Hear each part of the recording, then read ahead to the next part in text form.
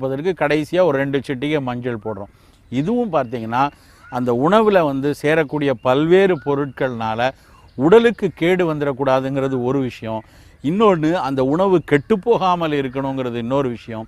இதை எல்லாத்தையும் தாண்டி இந்த மஞ்சள் உள்ளே சேர்றதுனால நமக்கு பல்வேறு நோய்கள் வராமல் நம்மளுடைய நோய் எதிர்ப்பாற்றல் இயல்பாகவே நமக்கு வந்து உடம்புலேயே நிறைய பாதுகாப்பு தன்மை இருக்கிறது, இம்யூனிட்டி அப்படின்னு சொல்கிறோம். அதில் அந்த இம்யூனிட்டி சிஸ்டம் வந்து நல்லா அலர்ட்டாக வைத்திருக்கிறதுக்கு இந்த மஞ்சள் தூள் பயன்படுது அப்படின்னு நிறைய ஆய்வுகள் சொல்லியிருக்காங்க. நிறைய பேர் வந்து ஒரு அவசர கதியில் வேலை செஞ்சுட்டு ஓடும்போது மஞ்சள்லாம் போடாட்டா என்ன, அது என்ன கலருக்கு தானே அப்படின்னு நினைக்கிறாங்க. அப்படி இல்லை. நம்ம எந்த காய்கறி சமைச்சு இறக்கின உடனே நிறைய அது மஞ்சளை போட்டு ரொம்ப நேரம் கொதிக்க விட்டிங்கன்னா அதனுடைய பயன் பிரயோஜனம் கிடையாது. இறக்குற தருவாயில் ஒரு 2-3 நிமிஷம் ஹீட் பண்ணால் போதும். எல்லாம் சமைச்சு முடித்து இறக்குற தருவாயில் ஒரு 2 பிஞ்ச் அல்லது 3 பிஞ்ச் மஞ்சள் வந்து